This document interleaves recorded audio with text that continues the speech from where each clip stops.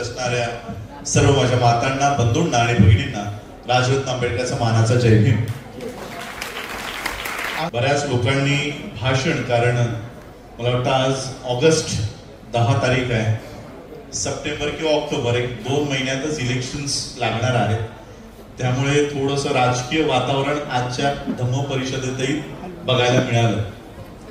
प्रत्येकानं थोडंसं राजकीय स्वरूपाचं भाषण केलं आणि म्हणून मी आज जी भूमिका आम्ही घ्यायला जाणार आहोत या मागचं कारण काय हे सांगण्यापूर्वी मी तुम्हाला थोडासा माझा प्रवास या चळवळीचा कसा सुरू झाला ते सांगायचा प्रयत्न करतो.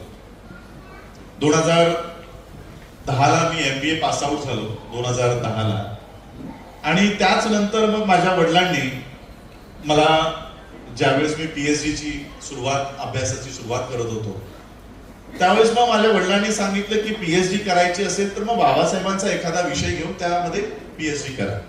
आणि मग त्यांनी मला बाबासाहेबांची पुस्तकं आणून द्यायला सुरू केली.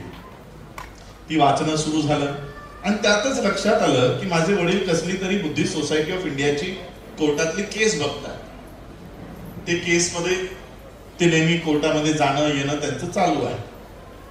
आणि मग त्यांना बराच तो प्रेशर असायचा, कोणतरी धमकी देऊन जा, कोणीतरी काहीतरी घेऊन जा, कुठेतरी सही घेऊन जा. मग मी थोडं इंटरेस्ट घ्यायला लागलो की काय आहे नक्की, काय प्रकरण आहे. भारतीय बौद्ध महासभेचं केस चालू आहे, ही केस नक्की कशाची आहे, कशाबद्दल आहे आणि नक्की कोर्टामध्ये काय चाललंय. मग ते म्हणाले तू पण येऊन बघत जा कोर्टामध्ये काय चाललंय. मी हार्डली 21 किंवा 23 वर्षाचा असेल. 23 वर्षाचा असल्यापासून मग मी त्या कोर्टामध्ये जाऊन काय बहस चालते, काय मी मुद्दामच थोडा लांबून बोलतोय की आवाज कर्कश जाऊ नये म्हणून, म्हणजे आवाज अजून वाढवू नका, तो कर्कश जाऊ नये म्हणून मी थोडा लांबून बोलतो बस. तर हे सगळं बघत असताना मग माझ्या लक्षात आलं की माझे वडील मागच्या 30 वर्षापासून ही बाबासाहेबांची बुद्धिस्ट सोसायटी ऑफ इंडिया वाचवण्यासाठी ज्या कोर्टामध्ये लढत होते ती नक्की कुणाला हवी आहे, ही नक्की कोण गिरंकृत करत आहे आणि या संस्थेवर अध्यक्ष म्हणून कुणाचा दावा होणार आहे आणि माझे वडील कुणाच्या विरोधात ही केस 34 वर्ष चालवतात. ही केस आजही तुम्ही इंटरनेटला, गुगलला PG ज्योतिकर हे नाव टाका. PG ज्योतिकर हे नाव टाकल्यानंतर त्याचा उल्लेख येतो की विश्व हिंदू परिषदेचे गुजरातचे उपाध्यक्ष, विश्व हिंदू परिषदेचे गुजरातचा उपाध्यक्ष या संस्थेवर राष्ट्रीय अध्यक्ष म्हणून येणार होता. आणि म्हणून माझे वडील त्याच्या विरोधात ही केस, बुद्धिस्ट सोसायटी ऑफ इंडियाची केस कोर्टामध्ये लढत होते. आणि विश्व हिंदू परिषदेचा या राष्ट्रीय अध्यक्ष या संस्थेचा होण्यासाठी याला सहकार्य कुणाचं असेल सांगा. सगळा पैसा, सगळी ताकद, कोर्टामध्ये मॅनेजमेंट सगळी कोण करून देत असेल सांगा. नाही, RSS तर आहे, पण आपल्यापैकी जो माणूस संपूर्ण सनद पुरवायचं काम करत होता आणि या भारतीय बौद्ध महासभेचा राष्ट्रीय सल्लागार म्हणून तो काम करत होता. आजही चंद्रबोधी पाटील हा राष्ट्रीय अध्यक्ष स्वतःला लावतो. त्याच्या ऑफिसचा पत्ता जरा बघा काय आहे. 14 इंचा हटमंट, मुंबई. हा कुणाचा पत्ता आहे माहितीये तुम्हाला? हा रामदास आठवलेंचा पत्ता. जो माणूस मागच्या वर्षी बोलतो की बाबासाहेब आंबेडकरांनी बौद्ध धम्म मजबुरीने स्वीकारला, तोच या संस्थेवर राष्ट्रीय सल्लागार म्हणून येऊ इच्छित होता. आणि माझे वडील ती केस लढत होते आणि मग त्याच्यात माझी एंट्री झाली. आणि मग मी माझ्या वडिलांना सांगितलं की नाही, ही केस आपण लढली पाहिजे, तुमच्या पाठीशी मी आहे. आणि मग वडिलांचा सहकार त्याच्यामध्ये कमी झाला आणि मीच ती केस लढू लागलो. 2010ला मी अभ्यासच करत होतो आणि 13 मध्ये माझ्या वडिलांना कोर्टानं प्रश्न विचारला, शेवटचा प्रश्न विचारला, तुम्हाला ही केस लढायची आहे की नाही लढायची. केस नाही लढायची आहे यासाठी पेट्या घेऊन आमच्या घरी लोक पाठवत होते की केस नाही लढायची म्हणून सांगा. मी माझ्या वडिलांना सांगितलं काही जरी झालं, आम्हाला परिवाराला गोळ्या जरी घालून ठार केलं तरी कोर्टामध्ये उभं राहून सांगायचं की मी ही केस लढणार म्हणजे लढणारच. आणि माझ्या डोळ्यासमोरची ही घटना आहे. कारण मी पार्टी नव्हतो, पार्टी माझे वडील होते. माझ्या वडिलांनी कोर्टाला सांगितलं की मी ही केस लढेन म्हणून. आणि मग कोर्टानं 21 जून 2013ला हा निकाल दिला. कोर्टाच्या बाहेर पडल्यानंतर हार्डली माझं वय 23 वर्षाचं. मला यांचेच मी पदाधिकाऱ्यांचं नाव घेणार नाही की पदाधिकारी मला म्हणतात की हे सगळं राजरत्नने केलं. त्याच्या वडिलांना काही कळत नव्हतं. या राजरत्नने ही केस आमच्या हाताशी तोंडाशी आलेला घास याने पळून लावला. तुला आम्ही बाहेर बघून घेतो. मी बोललो तुला काय बघून घ्यायचं ते बघून घे. 23 वर्षाचं पोरा एवढं असेल. पण एवढ्या मोठ्या व्यवस्थेला मी त्यावेळेस लढा दिला. मग ही केस सुप्रीम कोर्टात गेली आणि सुप्रीम कोर्टातही आम्ही जिंकलो. आणि बाबासाहेबांची बुद्धिस्ट सोसायटी ऑफ इंडिया किती वर्ष केस चालली असेल कोर्टामध्ये? 1954ला बाबासाहेबांनी ही संस्था निर्माण केली. 56ला बाबासाहेबांचं महापरिनिर्वाण झालं. त्यानंतर 1956 ते 1972 पर्यंत हे भैयासाहेबांनी ही संस्था राष्ट्रीय अध्यक्ष म्हणून चालवली, परंतु त्यांनाही मान्यता मिळाली नाही. आणि मग 81 पासून ही संस्था कोर्टामध्ये अडकून आहे. 81 ते 2015 34 वर्ष ही संस्था कोर्टात अडकून होती. यापूर्वी कधीही भारतीय बौद्ध महासभेचं किंवा बुद्धिस्ट सोसायटी ऑफ इंडियाचं असं उपक्रम तुम्हाला दिसलेत का? नाही दिसले. हे अचानक कुठून सुरू झाले? कारण आजपर्यंत ही संस्था कोर्ट कचेऱ्यांमध्ये अडकून होती. आणि मग ही कोर्टातून सोडवली. अशोक आंबेडकरांचं वय ज्यावेळेस ही संस्था कोर्टात गेली त्यावेळेस 34 वर्षाचे होते. 34 वर्षाच्या मुलानं ही संस्था त्यावेळेस कोर्टामध्ये जाब विचारला आणि निकाल येता येता ते 65 वर्षाचे झाले. 65 निकाल कधी आला? 65 वर्षाला. 65 वर्षाला येईपर्यंत त्यांचा एकदा एंजिओप्लास्टी होऊन गेलेली. निकाल आला 2015ला आणि 2017ला त्यांचं निधन झालं. किती वर्ष मिळाले राष्ट्रीय अध्यक्ष म्हणून? 2 वर्ष. 2 वर्ष मिळाले. आणि त्यानंतर मग जी काही चेंज रिपोर्ट जी कमिटी त्यांनी केली होती त्यांच्या निधनानंतर मग माझं राष्ट्रीय अध्यक्ष म्हणून माझी निवड झाली. आणि मग बाबासाहेब आंबेडकरांची ही संस्था 2017-2018 पासून मग आम्ही हिला बाहेर काढली, कोर्ट कचेऱ्यातून बाहेर काढली. आणि बाबासाहेबांनी ज्या मंचकावरनं या संस्थेचं निर्माण केलं होतं, वर्ल्ड फेलोशिप ऑफ बुद्धिस्ट, 1954 साली बाबासाहेब गेले होते. 27 देशांचं संघटन होतं त्यावेळेस, बौद्ध देशांचं संघटन वर्ल्ड फेलोशिप ऑफ बुद्धिस्ट. त्या 27 देशांच्या परिषदेतून बाबासाहेब भारतात आले. आणि बाबासाहेबांच्या लक्षात आलं की 27 देश बौद्धांचे आज एकमेकांना सहकार्य करायला तयार आहेत. त्यात भारताचं एकही प्रतिनिधित्व नाही. आणि म्हणून भारतातले बौद्ध जर जगातल्या बौद्धांसोबत जोडायचे असतील तर आम्हाला भारतामध्ये बौद्धांची एक संस्था उभं करणं गरजेचं आहे. बघा, हे नाव जे वर लिहिलंय the Buddhist society of India, हे नाव आम्हाला एवढं माहिती नाही, पण खालचं नाव आम्हाला सगळ्यांना माहिती आहे, भारतीय बौद्ध महासभा. बाबासाहेबांचं रजिस्ट्रेशन वरच्या नावाचं आहे. बाबासाहेबांनी भारतीय बौद्ध महासभा की माझ्या लोकांना इंग्लिश उच्चार करता येणार नाही म्हणून तुमच्यासाठी दिलं. पण जगातल्या लोकांना कळावं की भारतामध्ये जर कुठे बुद्धिस्ट आहेत आणि जर भारतातल्या बौद्धांसोबत संपर्क करायचा असेल तर मी ही संस्था निर्माण केलेली आहे. हे बाबासाहेबांचं या संस्थेमागचं निर्माण करण्याचा उद्देश होता की जपानमध्ये जर भारतामध्ये कुणाला यायचं आहे तर तो कुणाला संपर्क करेल? Buddhist society of India. या उद्देशाने बाबासाहेबांनी संस्था निर्माण केली आणि वर्ल्ड फेलोशिप ऑफ बुद्धिस्ट सोबत तिला अटॅच केलं, तिला संलग्न केलं. 1954ला 27 देशांचं संघटन असलेलं वर्ल्ड फेलोशिप ऑफ बुद्धिस्ट आज 2024 साली 138 देशांपर्यंत पोहोचलेलं आहे. 138 कंट्रीज. आम्ही अनेक पत्र पाठवली WFB ला की आम्ही तुमचे सदस्य आहोत.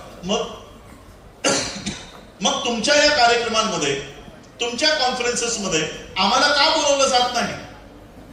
आमची पत्र, आमची ईमेल्स त्यांच्यापर्यंत जातच नव्हतं. आणि मग आमचे एक पुण्यामधले सहकारी आहेत, गव्हर्नमेंट ऑफिसर असल्यामुळे मी त्यांचं नाव घेणार नाही. त्यांनी सांगितलं की थायलंडमध्ये संयुक्त राष्ट्राची परिषद होते आहे, आम्ही आमच्यातला एक डेलिगेट कमी करतो, तुम्ही आमच्या सोबत या आणि तुम्हाला वर्ल्ड फेलोशिप ऑफ बुद्धिस्टच्या ज्या ऑफिसला जायचंय तिकडे आम्ही तुम्हाला घेऊन जातो. मी ठीक आहे. आणि मग मी सगळी कागदपत्र भारतातनं, या कोर्टातले सगळी कागदपत्र घेतली, बाबासाहेबांचं रजिस्ट्रेशन घेतलं, सगळं घेतलं आणि मग आम्ही त्या वर्ल्ड फेलोशिप ऑफ बुद्धिस्टच्या हेडक्वार्टरला पोहोचलो. त्यांना मी सांगितलं की ज्यावेळेस वर्ल्ड फेलोशिप ऑफ बुद्धिस्टची स्थापना होत होती त्या स्थापनेच्या कार्यक्रमात बाबासाहेब आंबेडकर सामील होते. भारताच्या वतीनं भारतानं बाबासाहेब आंबेडकरांना पाठवलं होतं की जा बौद्धांची एक मोठी परिषद, जागतिक परिषद भरते आहे आणि भारताच्या वतीने बौद्ध धर्मावर बोलण्यासाठी आमच्याकडे कोणीही विद्वान नाही आणि तुमचा बौद्ध धर्माचा अभ्यास गाढा आहे, त्यामुळे तुम्ही भारताच्या वतीने जा. बाबासाहेब ऍज अ मिनिस्टर, मंत्री म्हणून बाबासाहेब वर्ल्ड फेलोशिप ऑफ बुद्धिस्टच्या कार्यक्रमाला गेले होते. मी ही माहिती त्यांना दिली की या संस्थेचे संस्थापक तुमच्या स्थापनेमध्ये आहेत, स्थापना करत असताना बाबासाहेब उपस्थित आहेत, मग आता त्यांच्या या संस्थेला तुम्ही का बोलवत नाही? मग त्यांनी सगळा रेकॉर्ड चेक केला. रेकॉर्ड चेक करून बघितलं की अरे हो, ही संस्था तर आमच्या सोबत कधीपासून जुळून आहे, मग आताच आपण या संस्थेला का बोलवत नाही आहोत? मग त्यांनी सगळा रेकॉर्ड चेक करून सांगितलं की बाबासाहेब असेपर्यंत तुम्ही याची जी वार्षिक शुल्क आहे ते भरत होता. बाबासाहेब गेल्यानंतर त्या संस्थेचं कोणी शुल्क भरलं नाही. काही वर्ष आम्ही वाट बघितली, काही वर्ष आम्ही पत्रही पाठवलं, पण तुमच्याकडून आमच्याकडे कोणच आलं नाही. आणि मग आम्हाला वाटलं आता ही संस्था अस्तित्वात नाही, म्हणून आम्ही या संस्थेचं नोंदणी, या संस्थेचं आमच्याकडे असलेलं मेंबरशिप हे आम्ही रद्द करून टाकली. मी सांगितलं नाही, तुमचे जे काही पैसे असतील ते मला सांगा, मी तुम्हाला भारतात गेल्या गेल्या ते पैसे पाठवतो. आणि त्यांची फीस डॉलर्स मध्ये, म्हणजे आज त्यांचा $1 म्हणजे आज आपले 98 रुपीज, 100 रुपये. त्यांनी सांगितलं एवढ्या वर्षाचे, जवळपास 34-35 वर्षाची फीस, एवढी डॉलर्स तुम्हाला कसे शक्य होईल? आणि मग त्यांनी एक स्पेशल मीटिंग घेतली, रिझोल्युशन पास केला की तुम्ही आमचे जुने मेंबर आहात म्हणून आम्ही तुम्हाला एवढी फीस आकारणार नाही, मागच्या 5 वर्षाची फीस तुम्ही भरा आणि मग आम्ही तुमचं रजिस्ट्रेशन पुन्हा सुरू करू. भारतात आल्यानंतर जे काही पैसे त्यांचे होते ते सगळे त्यांच्या खात्याला जमा केले आणि बुद्धिस्ट सोसायटी ऑफ इंडियाचं बंद झालेलं नोंदणी, बंद झालेली, रद्द झालेली मेंबरशिप ही पुनर्जीवित केली. आणि 2018 साली पहिल्यांदा त्यांचं पुन्हा, बाबासाहेबांनंतर पहिल्यांदा आम्हाला त्यांचं आमंत्रण आलं की आमची 2018ला जागतिक बौद्ध परिषद भरते आहे, तुम्हीही त्या परिषदेला या. आता त्यापूर्वी मी 2 ते 3 संयुक्त राष्ट्राच्या परिषदा अटेंड केल्या होत्या, त्यामुळे मला माहित होतं की परिषदा कशा चालतात.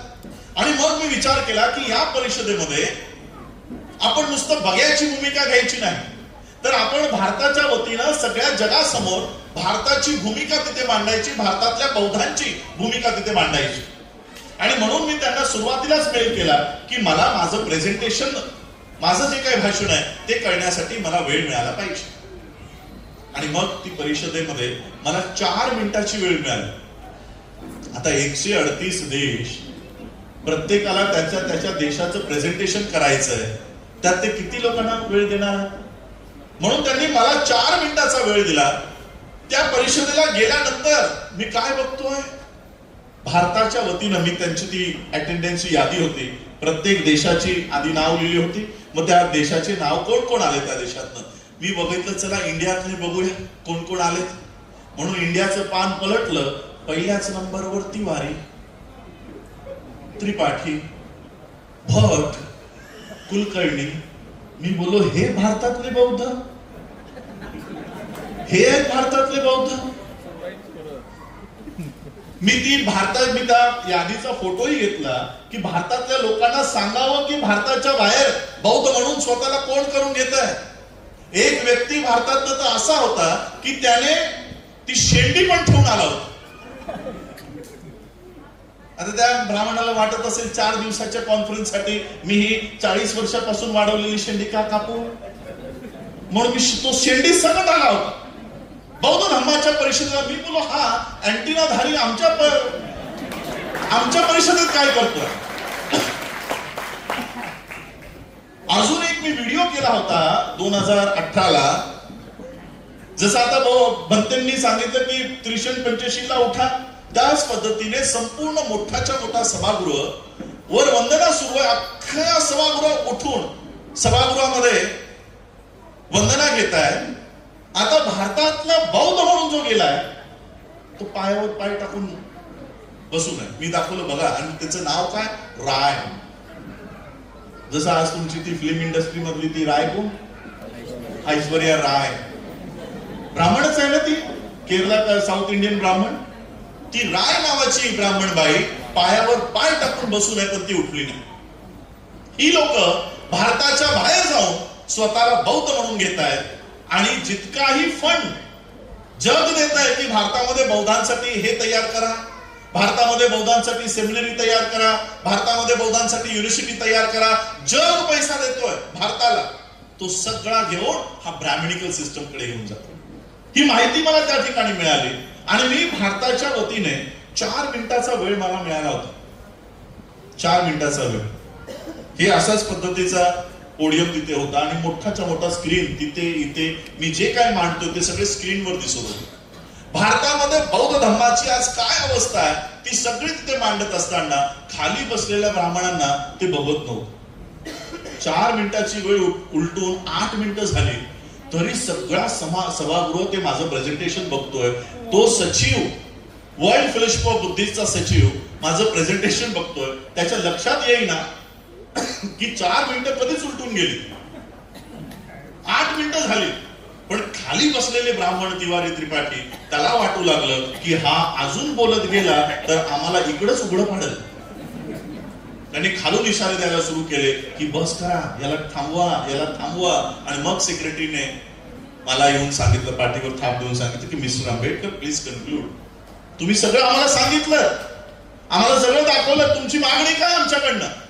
मी त्यांना एकच मागणी केली की ज्या सम्राट अशोकाच्या कालखंडामध्ये आमच्याकडे तक्षशिला नालंदा होती, आज आमची शिक्षणाची अवस्था अशी झाली की सगळ्यात जास्त ड्रॉप आउट आमची मुलं होत चालले, आमची मुलं लेबर बनत चाललेत. आणि म्हणून आमच्या मुलांना पुन्हा या देशाच्या सत्तेमध्ये आणायचं असेल तर ती तक्षशिला आणि नालंदा उभं करणं गरजेचं आहे. मला युनिव्हर्सिटी बनवण्यासाठी तुम्ही सहकार्य करा.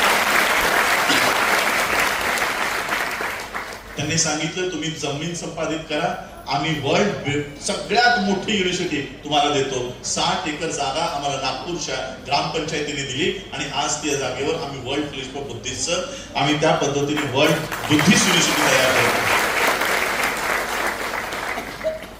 हे सगळं ही धम्माची मुवमेंट चालवत असताना आम्ही त्यावेळेस सगळ्यांना, आजही आमच्या कार्यकर्त्यांना आम्ही सांगून ठेवलं होतं की आम्ही राजकीय क्षेत्रात येणार नाही. हा क्षेत्र एवढा मोठा आहे तर आम्हाला राजकीय क्षेत्रात यायची काही गरज नाहीये. पण आता झालंय काय, जसं मॅडमने सांगितलं, राज आश्रय. या देशावर बौद्ध धर्म किती वर्ष होता माहितीये तुम्हाला. या देशामध्ये बौद्ध धर्म किती काळ नांदला. मला वाटतं 1250 वर्ष या देशावर बौद्ध धर्माचं राज्य होतं. 10 राजे, 10 पिढ्या आमचे हे बौद्ध धर्माचे राजाश्रय देणारे राजे या देशामध्ये होते. 85,000 बौद्ध स्तूप, मला वाटतं 16 ते 17 बुद्धिस्ट युनिव्हर्सिटीज. जगातलं अर्थ कारणाचं केंद्रबिंदू हा भारत होता. आपण ऐकतो ना, भारत सोने की चिडिया आहे.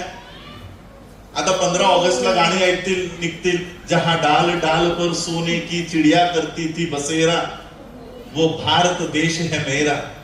करती थी, करत होती. आता हाय का, मग कोणाच्या काळात करत होती. हा कालखंड कोणता, जहां डाल डाल पर सोने की चिडिया करती थी बसेरा. हा कालखंड कोणता, हा कालखंड बौद्ध धर्माचा कालखंड होता, ज्यामध्ये हा देश सोने की चिडिया म्हणून ओळखला गेला होता. 10 राजे ज्यांनी बौद्ध धम्माला स्वतःचा धम्म म्हणून स्वीकार केला आणि या देशामध्ये बौद्ध धम्माला आश्रय दिला, त्यामुळे बौद्ध धम्म या देशामध्ये फोफावला.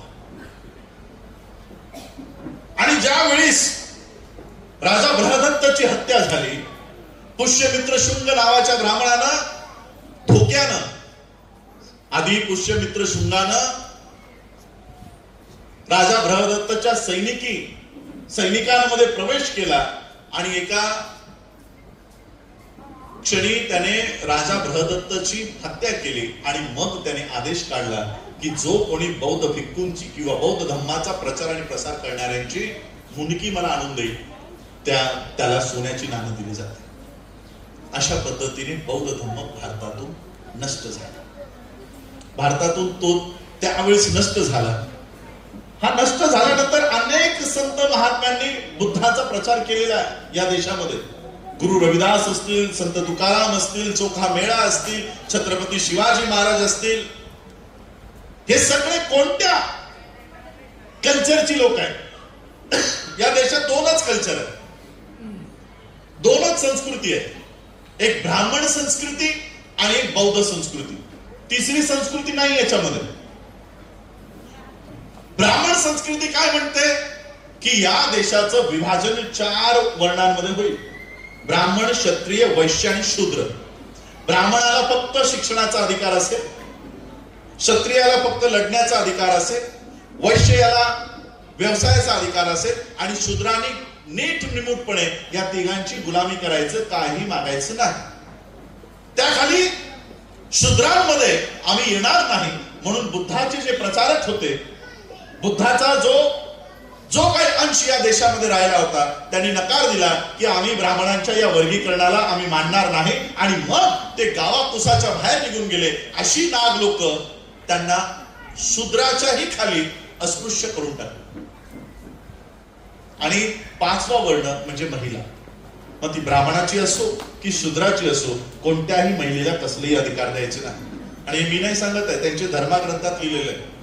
रामचरित्र मानस मध्ये एक ओळ आहे, ढोल पशु शूद्र और नारी ये सभी है ताड़न के अधिकार. म्हणजे काय? ढोल जर तुम्हाला चांगला त्याच्यातनं वाद्य वाजवायचं असेल, त्याच्यातनं चांगला आवाज काढायचा असेल, तर त्याला एवढा पिटा, एवढा मारा की त्याच्यानेच त्याचा आवाज सुंदर येईल. ढोल पशु, घोडा असेल, गाय असेल, बैल असेल, याला जर वटणीवर आणायचं असेल तर आधी त्याला चापकानं फोडलं पाहिजे. ढोल पशु आणि शूद्र आणि नारी, शूद्रांना आणि नारीला यांना बेदम मारण करा म्हणजे ते नियंत्रणात राहतील. हा त्यांचा धर्माचा आदेश आहे. ही एक संस्कृती आहे. आणि दुसरी संस्कृती बुद्धाची, की आम्ही हे वर्गीकरण मानत नाही. आम्ही या देशामध्ये समता, समानता, न्याय, बंधुता या कल्चरला आम्ही महत्व देतो. जी बौद्ध झाली त्यांच्यासाठी कोणती जातच नाही, की हा कोणत्या जातीचा आहे, हा कोणत्या धर्माचा आहे. बौद्धांना त्याच्याशी काही घेणं देणं नसतं. कारण एकदा तुम्ही बाबासाहेबांच्या पावलावर पाऊल ठेवून जर बौद्ध स्वीकारला तर समोरच्याची जात तुम्हाला दिसत नाही कोणत्या जातीची. या दोनच संस्कृती आहे. आणि म्हणून बाबासाहेब आंबेडकरांचा ज्यावेळेस या सामाजिक, आर्थिक, राजनैतिक पटलावर उदय झाला, बाबासाहेबांचा उदय एका रात्रीत झाला नाही. त्यामागे बाबासाहेबांनी 10वी पासून 10वी उत्तीर्ण झाल्यानंतर केळुस्कर गुरुजींनी बाबासाहेबांना जे बुद्ध चरित्र दिलं, त्या बुद्ध चरित्रापासून ते बाबासाहेबांची 1917 पर्यंत 1919 पर्यंत जो अभ्यास बाबासाहेबांचा झाला, तोपर्यंत बाबासाहेबांनी त्यांचा इतिहास जाणून घेतला की आम्ही नक्की कोण आहोत, आमची लढाई कुणा विरोधात आहे. आणि म्हणून बाबासाहेबांनी एक ओळ आम्हाला सांगून गेले, history of India is nothing but moral conflict between Buddhism and Brahmanism. बाबासाहेबांनी या देशाची खरी लढाई ओळखली. बाबासाहेब म्हणून गेले की या देशाची लढाई दुसरी तिसरी काही नसून बौद्ध धर्म आणि ब्राह्मणी धर्म यामधला संघर्ष होय. ही लढाई बाबासाहेबांनी आम्हाला जाहीर केली की आमची लढाई मराठ्यांविरुद्ध नाही, आमची लढाई मुसलमानांविरोधात नाही, आमची लढाई पारशांविरोधात नाही, आमची लढाई ब्राह्मणी धर्म आणि बौद्ध धर्म यामधला संघर्ष आहे. बाबासाहेबांनी ही लढाई ओळखली आणि मग बाबासाहेब आंबेडकरांनी जो राजआश्रय एकेकाळी या बौद्ध धर्माला होता सम्राट अशोकाच्या कालखंडामध्ये, तोच राजआश्रय बाबासाहेब आंबेडकरांनी संविधानाच्या माध्यमातून पुन्हा या बौद्ध धर्माला प्राप्त करून दिला आणि म्हणून आज हा बौद्ध धर्म संपूर्ण भारतभर पुन्हा प्रचारित झाला. हा बाबासाहेब आंबेडकरांनी दिलेला दुसऱ्यांदा राजआश्रय या धर्माला मिळाला. पहिला राजआश्रय सम्राट अशोकाने दिला, दुसरा राजआश्रय बाबासाहेबांनी दिला. बाबासाहेब आंबेडकरांवर अनेक वेळा आरोप झाले. देशाच्या संविधान सभेमध्ये बाबासाहेबांवर आरोप झाले की बाबासाहेब आंबेडकरांनी देशाचं जे प्रिएम्बल आहे, प्रास्ताविक म्हणता ना, प्रास्ताविकाच म्हणता ना प्रिएम्बल, प्रिएम्बल मध्ये जी 4 तत्व घेतलेली आहेत, इक्वॅलिटी, लिबर्टी, अजून काय, इक्वॅलिटी, लिबर्टी, फ्रॅटर्निटी, जस्टिस. पहिल्या क्रमांकावर आहे justice, equality, liberty and fraternity. हे 4 तत्व बाबासाहेब आंबेडकरांनी फ्रेंच रिव्हॉल्युशन मधून घेतलेली आहेत, असे अनेकांनी बाबासाहेबांवर आरोप केले. या आरोपाचं खंडन स्वतः बाबासाहेबांनी संविधान सभेत केलं. बाबासाहेब म्हणतात, मूर्ख आहेत ती लोक, जी लोक हे म्हणतात की मी ही 4 तत्व, जस्टिस म्हणजे न्याय, इक्वॅलिटी म्हणजे समानता, लिबर्टी म्हणजे स्वातंत्र्यता आणि फ्रॅटर्निटी म्हणजे बंधुता, या लोकांचं म्हणणं आहे की मी न्याय, समता, स्वातंत्र्यता आणि बंधुता ही 4 तत्व मी फ्रेंच रिव्हॉल्युशन मधून घेतली. ही मूर्ख लोक आहेत. मी ही कोणतीही तत्व फ्रेंच रिव्हॉल्युशन मधून घेतली नाही, मी बुद्धाच्या चरित्रातून ही तत्व घेतलेली आहे. आज या देशाचा प्रिएम्बल म्हणजे अख्खा संविधान कशावर आधारित आहे? बुद्धाच्या शिकवणुकीवर आधारित आहे. पूर्ण देशाचा संविधान, या देशाचं संविधान आजही बुद्धाच्या या धम्माला राजाश्रय देतोय. मग आहे ना राजाश्रय, आम्हाला काय यायची गरज आहे? बुद्धाच्या धम्माला राजाश्रय आहे. मग राजरत्नने रिपब्लिकन पार्टी का काढावी? आता मला सांगा, हा राजाश्रय काढून टाकण्याच्या मार्गावर आहे की अजून वाढवण्याच्या मार्गावर आहे? हा राजाश्रय, आनंद हेगडेचं नाव आठवतंय? नाही. चला, तो तरी बँगलोर आणि त्या साईडचा. त्या मुंडेच्या पोरीचं नाव काय? पंकजा मुंडे. ही तरी आठवते? काय भाषण होतं तिचं की आम्हाला संसदेमध्ये का जायचंय? तर बाबासाहेबांनी निर्माण केलेलं संविधान हटवण्यासाठी आम्हाला संसदेमध्ये जायचं. त्यांना बाबासाहेबांचं संविधान नाही हटवायचं आहे. बाबासाहेबांनी जो बौद्ध धर्माला दिलेला राजाश्रय आहे, तो राजाश्रय त्यांना संपवायचा. हा राजाश्रय संपवण्यासाठी या लोकांना देशाचं संविधान हटवण्यासाठी देशाच्या संसदेत पाठवायचं. यासाठी ते मतं मागत होते. आणि अशा अवस्थेत आज आमची भूमिका काय असली पाहिजे? आज आम्हाला बौद्ध धर्माच्या या परिषदा घ्यायच्या. बौद्ध धर्माची परिषद मी कधी घेऊ शकतो? जर संविधानाचा आर्टिकल 14, आर्टिकल 15 अस्तित्वात असेल तर. जर बौद्ध धर्माचा या सभा संमेलन घेण्यासाठी मी तुम्हाला एक उदाहरण देतो, कसं काम सुरू आहे. 2019 का 20 ला मला वाटतं मनीषा वाल्मिकीची रेप होऊन तिची हत्या करण्यात आली. आणि त्यावेळेस मग आम्ही हाथरसला गेलो. हाथरसला गेल्यानंतर वाल्मिकी समाजाची ती मुलगी, त्या वाल्मिकी समाजाला काय वाटलं माहिती नाही की आम्ही इतके वर्ष हिंदू हिंदू हिंदू करत होतो, पण ते हिंदूंचं एकही संघटन आमच्या मदतीला आलं नाही. बजरंग दल आलं नाही, विश्व हिंदू परिषद आलं नाही. पण कोण कुठला तो राजरत्न मुंबईहून उत्तर प्रदेशला, आणि तेही लॉकडाऊन मध्ये येतो, आमच्या परिवाराला सहानुभूती देतो, आमच्या परिवारासोबत उभा राहतो. आणि हे केवळ त्यांचं 4 जणांचं कुटुंब बघत नव्हतं, सगळा वाल्मिकी समुदाय बघत होता. त्या वाल्मिकी समुदायाला काय वाटलं माहिती नाही. आणि त्यावेळेस अनेक अलिगेशन सुरू होते की या परिवाराला पैसे देऊन भडकवलं जात आहे, या परिवाराला लालच दिली जाते. म्हणून आपण विचार केला की या परिवाराला आर्थिक मदत आपण केली तर उगाच त्यांच्यावर आळ येईल की हे पैसे घेऊन आमच्या विरोधात काहीतरी बोलताय. म्हणून त्यांना आपण आर्थिक मदत घेऊन जाण्याऐवजी मग मी काय विचार केला की एवढं मोठं वातावरण देशात तापलेलं असताना आपण शांतीचं प्रतीक म्हणून बुद्धाचा फोटो घेऊन जाऊ. म्हणून बुद्धाचा ते चित्र घेऊन मी त्यांच्या घरी गेलो. काय त्यांना वाटलं माहिती नाही. त्यांच्या त्या ओट्यावर सगळे, मी ते देवही बघितली नाही कोणती देव होती, सगळी देव मांडून ठेवली होती. सगळी देव मांडून ठेवली होती. त्यांनी त्यांचं सांत्वन केलं, त्यांना जवळ केलं आणि मग तो फोटो दिला.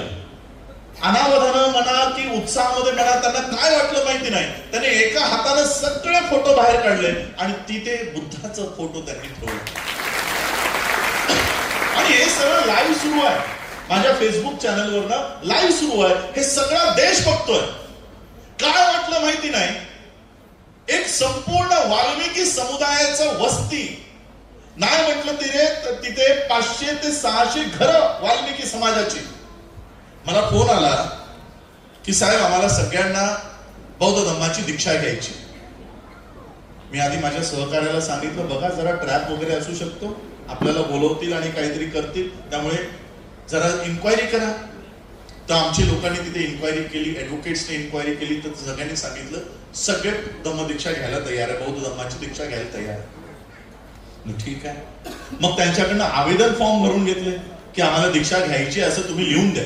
मग तसं त्यांची फॉर्म घेतले आणि मग प्रत्येकाचं बौद्ध असल्याचे दाखले तयार करून मग आम्ही त्यांच्या गावात गेलो. अक्षरशः त्या वाल्मिकी कम्युनिटीने, वस्तीने, त्या वाल्मिकी समाजाच्या सगळ्या वस्तीने उभं राहून 22 प्रतिज्ञासह बौद्ध धर्माची दीक्षा त्यांनी घेतली. आणि संपूर्ण गावच्या गाव आजही ते राहत आहे, आजही त्यांना छळलं जात आहे. त्यांनी मला काय सांगितलं माहितीये, मी आठवड्याभरानंतर त्यांना फोन केला. ते काय म्हणाले माहित आहे, वाल्मिकी समाजाच्या वस्तीत कधी गेलात का तुम्ही? कोणी आहे का ते वाल्मिकी समाजाचं बसले कोणी? वाल्मिकी समाजाच्या वस्तीत आजही महाराष्ट्रामध्ये कधी जा, तिथे ज्या नागरी सोयी आणि सुविधा म्हणतो त्याही नसतात. रस्ता नसतो, सांडपाणी आपलं त्या मातीच्या याच्यावर वाहत असतं, खरकाट तिथेच, धुनी तिथेच. आणि अशा घाणीला मग तिकडे डुकरं असतात, घाण असते तिथे, त्यामुळे ते खाण्यासाठी डुकरं त्यांच्या घराघरामध्ये पण शिरत असतात. अशी ती वस्ती होती. त्यांनी मला काय सांगितलं माहित आहे साहेब, बौद्ध होण्यापूर्वी आमच्या वस्तीमध्ये डुकरं इथून तिथून फिरायची. वस्तीमध्ये सगळी डुकरं घाण इथे तिथे असायची.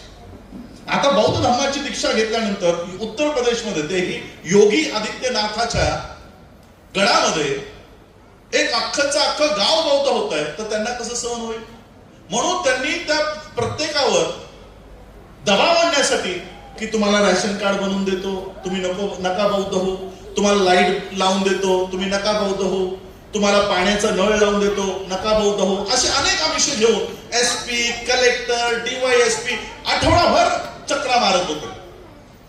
त्या वाल्मिकी लोकांनी मला सांगितलं की साहेब, बौद्ध होण्यापूर्वी आमच्या गल्लीमध्ये डुकरं फिरत होती, बौद्ध झाल्या कलेक्टर आमच्या गल्लीमध्ये फिरायला लागलेला आहे. आजही त्यांना त्रास दिला जातोय, पण ते बौद्ध धम्म सोडत नाहीये. आणि यामुळे आमचे मुस्लिम बांधव इथे बसले होते, आहेत का माहिती नाही. इस धर्मांतर के बाद योगी आदित्यनाथ ने anti conversion bill Uttar Pradesh में लागू की. आपको लगता होगा कि ये लव जिहाद और उसकी वजह से ये कानून है, नहीं. उत्तर प्रदेश मध्ये या धर्मांतरानंतर गावोगावी धर्मांतराचे कार्यक्रम सुरू झाले. आणि मग योगी आदित्यनाथानं एक कायदा केला की यापुढे धर्मांतर करू देणार नाही. अँटी कन्व्हर्शन बिल उत्तर प्रदेशमध्ये लागू झालं, गुजरातमध्ये लागू झालं, या महाराष्ट्रातही येण्याच्या मार्गावर आहे. भरत शेळके सर त्याचा विरोध संपूर्ण महाराष्ट्रामध्ये करतायत की हा कायदा आम्ही महाराष्ट्रात येऊ देणार नाही.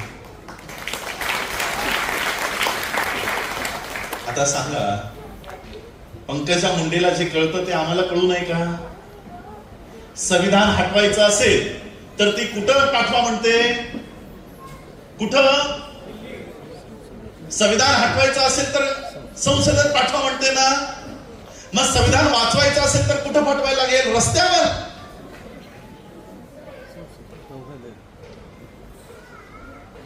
आज या धम्माचा राजआश्रय संसदेत आहे. त्याला वाचवायची लढाई रस्त्यावर सुरू आहे. लढाई बरोबरीची झाली पाहिजे. आणि म्हणून आज हे सगळं बौद्ध धम्माचं काम आम्ही करतोय, बँकेचं काम आम्ही करतोय, हे सगळं कधी यशस्वी होईल? नागपूरमध्ये 60 एकर जमीन आम्ही घेतली, ग्रामपंचायतीने ठराव केला, तहसीलने मंजुरी दिली, 6 एनओसीज मिळवल्या, फायर ब्रिगेडची एनओसी मिळाली, मंत्रालयात फाईल गेली. लगेच जी जमीन आम्हाला देऊ केलेली आहे, बीजेपीच्या त्याच खासदारानं तीच जमीन मागणी केली की आम्हाला ही जमीन आहे.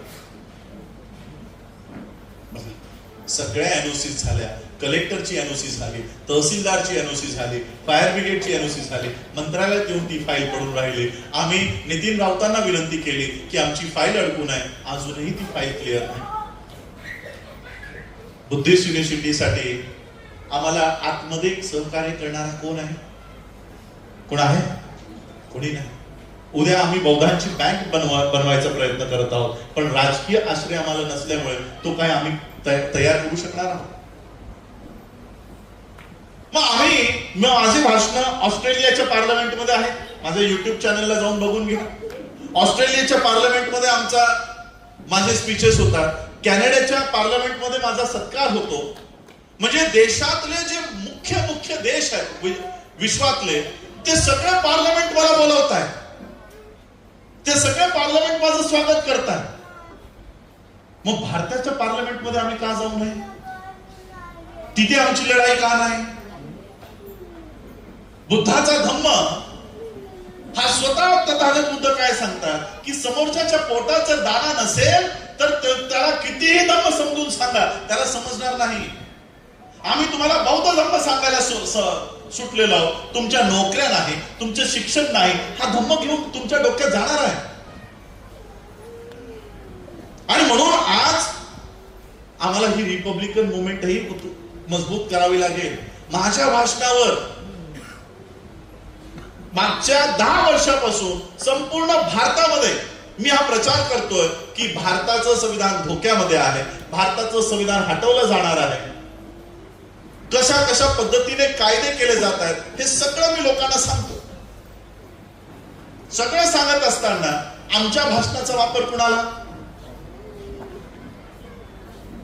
बीजेपी संविधान हटवणार याचा फायदा कुणाला होतो? काँग्रेसला होतो. का होतो? कारण आमचं मतं घेण्यासाठी आमचा पक्षच नाही. आणि जे पक्ष आम्ही आमचे म्हणून समजतोय ते कुणाच्या तरी दावणीला बांधलेले आहे, कुणाच्या तरी इशाऱ्यावर काम करतायत. मुसलमानाला शिव्या दे, मराठ्यांना शिव्या दे, याला शिव्या दे. काय कुणाची मतं घेणार? फक्त बौद्ध एकत्रित उभा करून ते बौद्धांची मतं कुजवायचं काम सुरू आहे. ही बौद्धांची मतं कुठं आहे? शून्य रिप्रेझेंटेशन. एक याच सोलापूर मतदारसंघामध्ये प्रणिती शिंदेच ना, 4.5 लाख मतं मिळाली असतील. 4.5 लाख मतावर एक खासदार तुम्हाला सोलापूरकरांनी बनवून पाठवला. 4.5 लाख मतं दिली. आम्हाला 50 लाख मतं मिळाली 2019ला. 4 लाखांवर जर एक खासदार होतो तर 50 लाखावर 5 खासदार झाले पाहिजे की नाही? 5ही नाही, 12 खासदार झाले पाहिजे. आणि अशा अवस्थेत किती खासदार आहेत आमचे? 0. आम्ही सगळ्यांनाच शिव्या देतो. राजकारणामध्ये कुणी कुणाचा वैरी नसतो, कुणी कुणाचा मित्र नसतो. त्या पद्धतीने तुम्हाला घेवाणदेवाण करून तुमचे प्रतिनिधी संसदेत पाठवायचे असतात. पण आम्ही केवळ हवा तयार करतो, केवळ हवा. हवेवर पोट चालत नाही, घर चालत नाही, शिक्षण चालत नाही. आणि म्हणून आम्हाला आमचे खरे प्रतिनिधी आम्हाला संसदेमध्ये, विधानसभेमध्ये आम्हाला पाठवणं गरजेचं आहे. 2024 पर्यंत, या पार्लमेंटच्या इलेक्शन्स पर्यंत मी एकदा तरी तुमच्याकडे आलो का की या पार्टीला मतं द्या, की या पार्टीला मतं देऊ नका म्हणून? अनेक लोकांनी, साहेब आमच्या कार्यक्रमाला या, तुमच्या संस्थेला 20 लाख देतो, 25 लाख देतो. मी बोलो मला कुणाच्याही कार्यक्रमाला यायचं नाही. आणि मी त्या 2 महिने 3 महिने मी भारताच्या बाहेर निघून गेलो की नको, इथे बसलो तर कोण ना कोणतरी सभेला घेऊन जाईल. म्हणून भारताच्या पार्लमेंटच्या इलेक्शन्स मध्ये आपण कसलाही ढवळाढवळ करायचं नाही. ज्यांनी ज्यांनी मायावतींनी, बीएसपींनी जे काम त्यांना करायचं ते त्यांना करू द्या. महाराष्ट्रामध्ये बाळासाहेबांना जे करायचं ते त्यांनी करू द्या. मायावतींचे किती सीटा आल्या? 0. बाळासाहेबांच्या किती सीटा आल्या? 0. आज संसदेत दिनेशने सांगितलं, आमचा एक प्रश्न विचारायला तुम्ही तरी मला वाटतं 5 लाख काहीतरी म्हणाल, 25 लाख रुपयाची मागणी होती. एक प्रश्न जर विचारायचा असेल की बौद्धांवर हा अत्याचार सुरू आहे, 25 लाख रुपयाचा रेट आहे, तुमचा प्रश्न विचारतो, द्या मला एवढे पैसे. आणि त्यांचं रास्त आहे. इलेक्शन्स मध्ये तुम्ही त्यांचा पैसा घेता आणि मग ते निवडून आल्यानंतर ते तुमचा पैसा घेतात.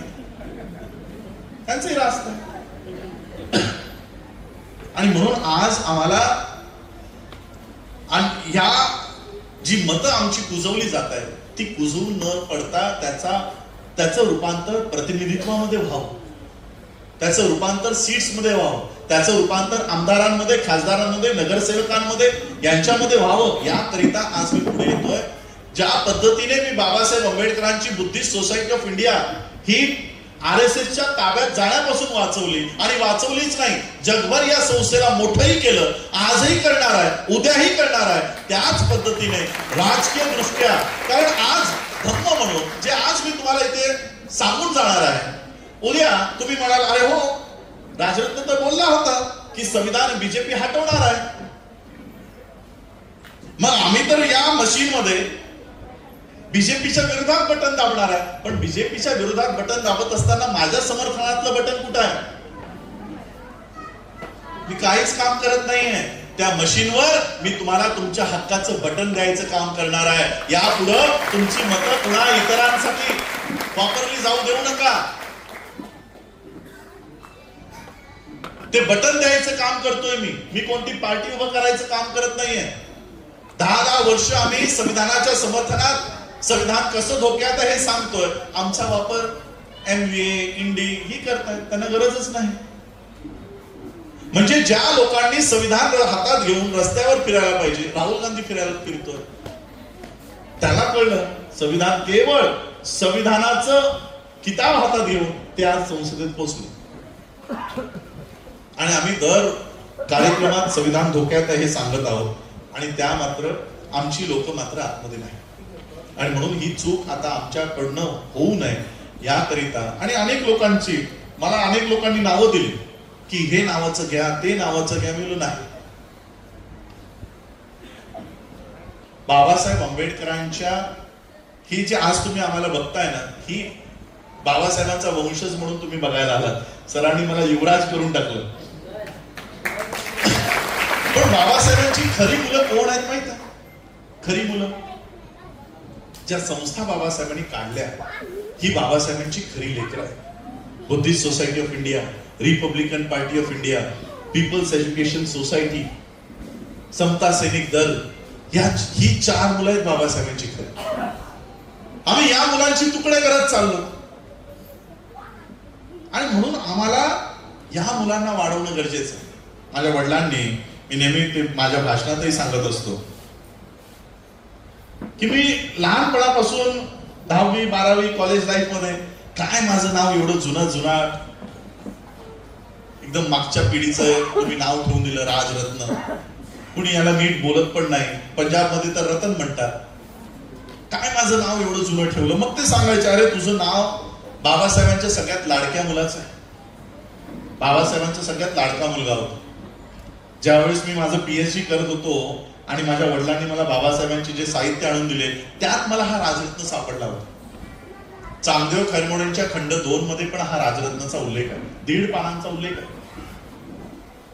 जुलै 1926 ला याला डबल न्यूमोनिया झाला होता आणि बाबासाहेब म्हणतात की आता आमची आर्थिक परिस्थिती जरा चांगली झाली होती. घरात आता सगळं नीट चाललं होतं. रमाईंची पण तब्येत आता व्यवस्थित राहिली होती आणि घरामध्ये 4 पैसेही टिकत होते.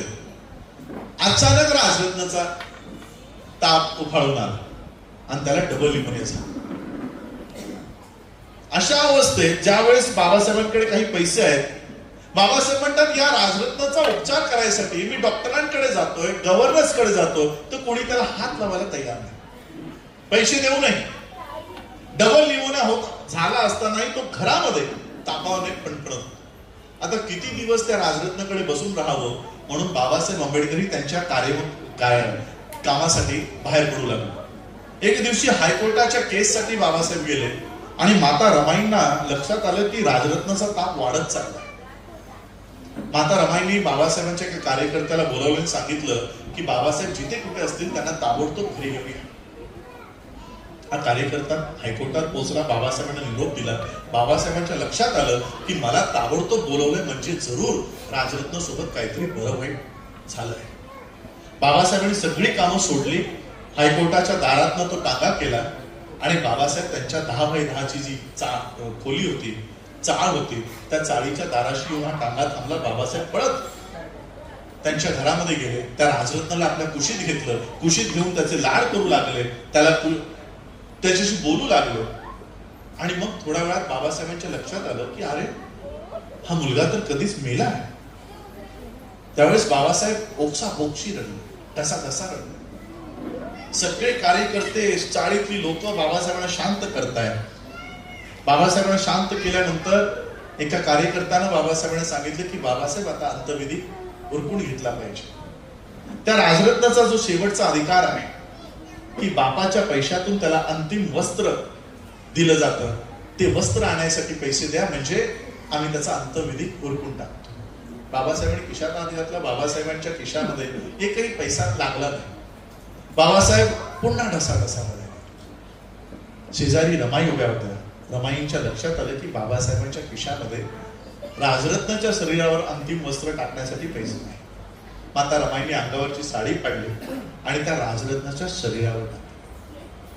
त्या राजरत्नाचा अंत्यविधी दोघही पती पत्नी म्हणजे बाबासाहेब आणि माता रमाई करून आले. आणि त्या राजरत्नाच्या आठवणीत बाबासाहेब लिहितात की हा नुकताच चालायला लागला होता. 2.5 वर्षाचं बाळ तुम्हाला माहित आहे, चालतं, बोलतो, सायकल चालवतं. नुकताच चालायला लागला होता, बोलायला लागला होता. आणि ज्यावेळेस मी त्याच्याशी बोलायचो तेव्हा म्हणायचं की तू माझा सिंह आहेस, तू माझा सिंह आहेस. तुला मोठं झाल्यानंतर माझं उर्वरित राहिलेलं जे कार्य आहे ते तुला पूर्ण करायचंय अशी आशा आणि अपेक्षा बाबासाहेब या 2.5 वर्षाच्या राजरत्नाकडनं व्यक्त करत होते.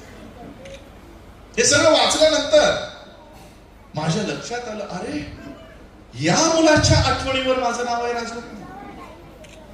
या मुलाच्या आठवणीवर मी माझ्या वडिलांना नेहमी सांगायचो काय माझं जुनं नाव ठेवलंय आणि म्हणून मी राज नावाचाच उपयोग करायचो, मी राजरत्न नाही वापरायचो.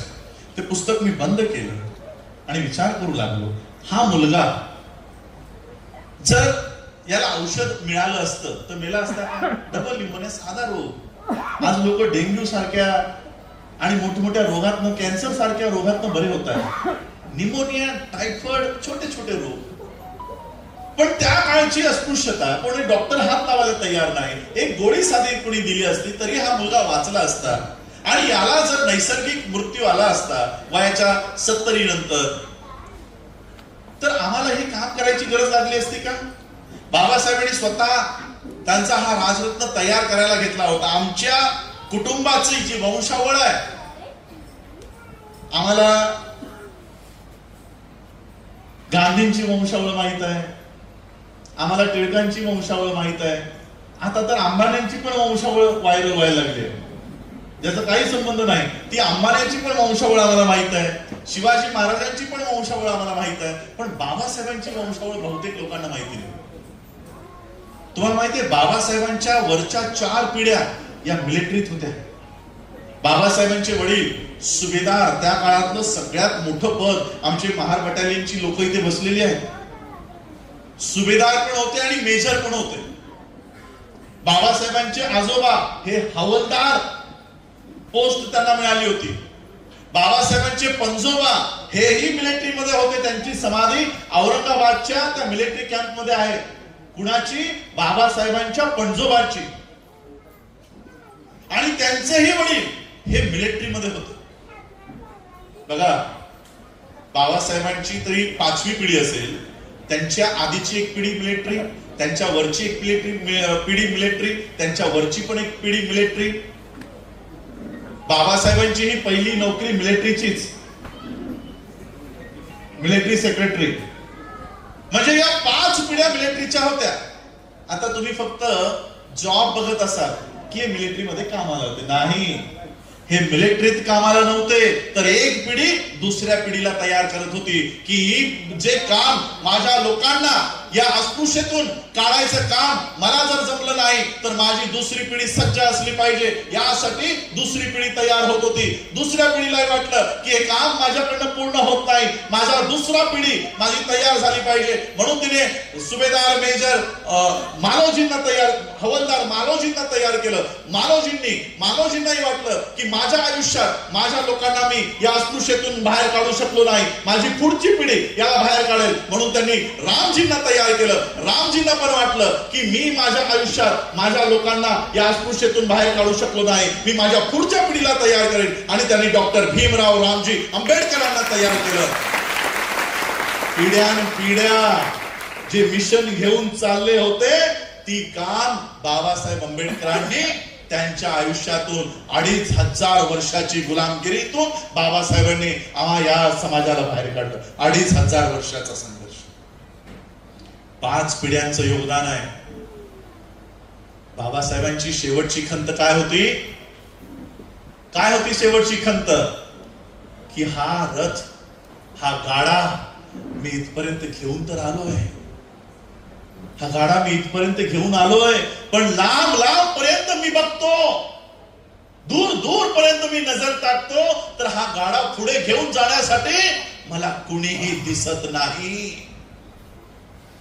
काय खंत होती बाबासाहेबांची? की माझ्या पिढ्यांनी दुसऱ्या पिढीला तयार केलं, पण मी माझी दुसरी पिढी तयार करू शकलो नाही. स्वतःचा मुलगा तिथे आहे, स्वतःचा पुतण्या तिथे आहे, बॅरिस्टर खोब्रागडे तिथे आहेत, अनेक बॅरिस्टर्स बाबासाहेबांसोबत आहेत. तरी बाबासाहेब काय म्हणतात? की मला दूर पर्यंत कोणीही दिसत नाही, दूर पर्यंत कोणी दिसत नाही.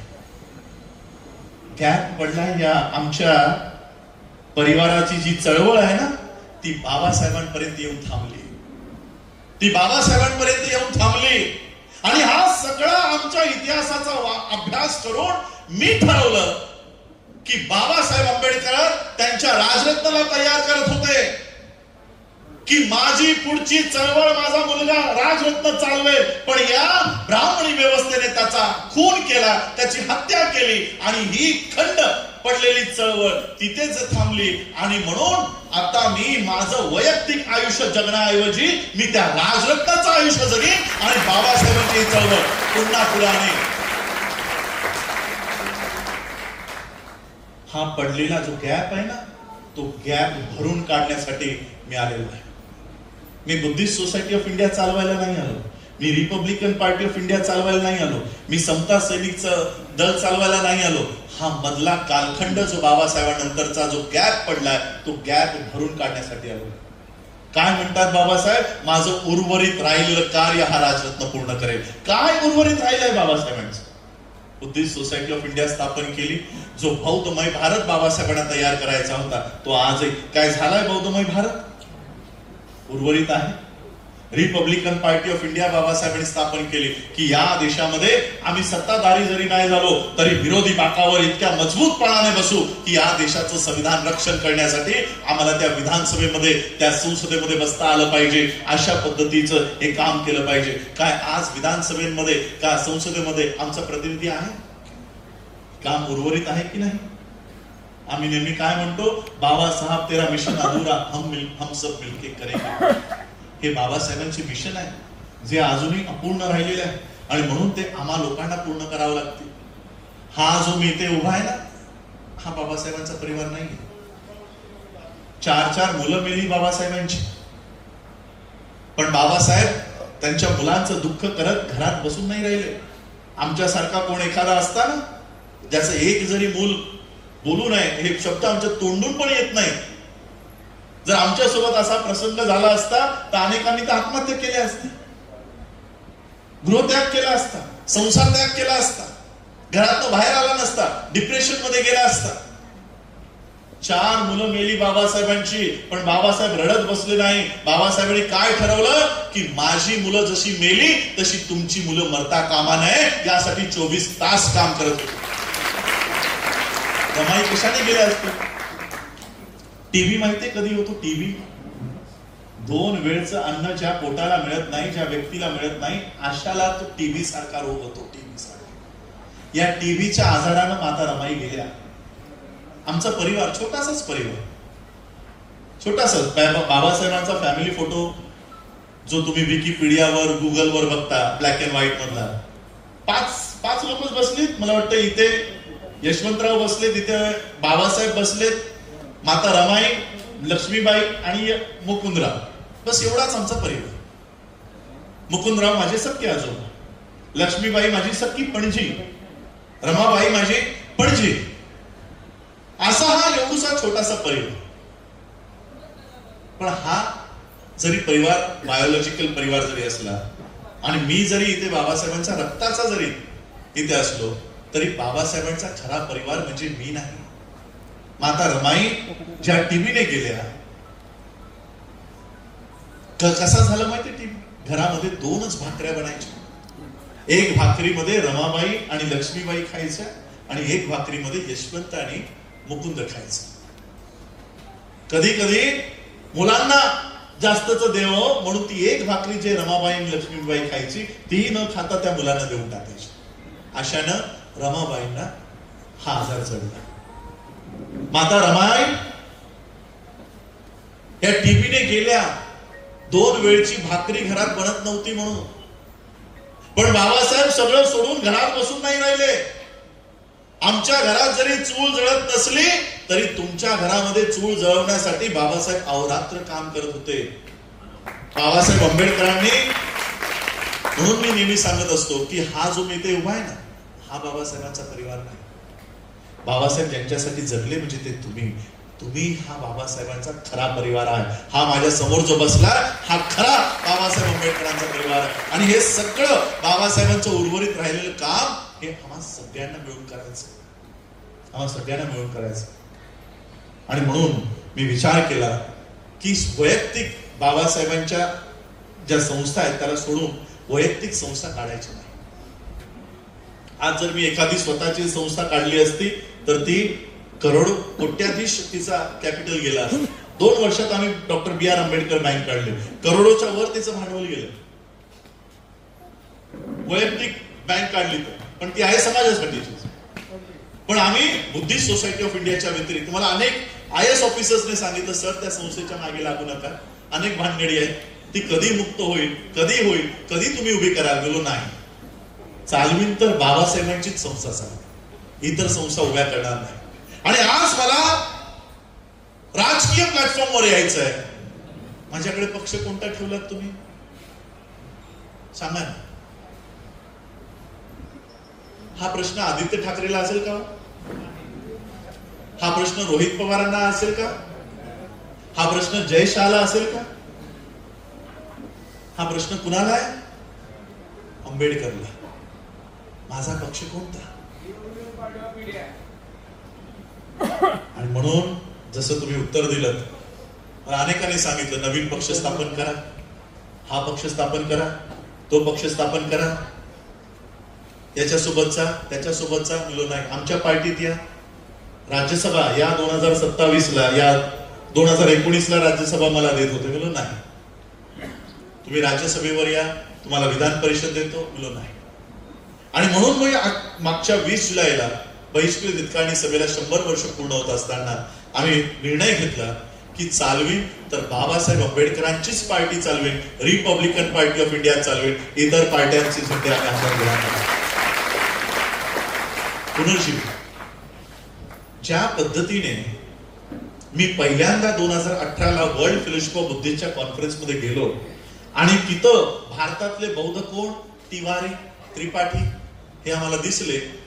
आज रिपब्लिकन पार्टी ऑफ इंडिया मी चालवतोय असं सांगणारा माणूस भारतामध्ये कोण आहे सांगा मला. सांगा.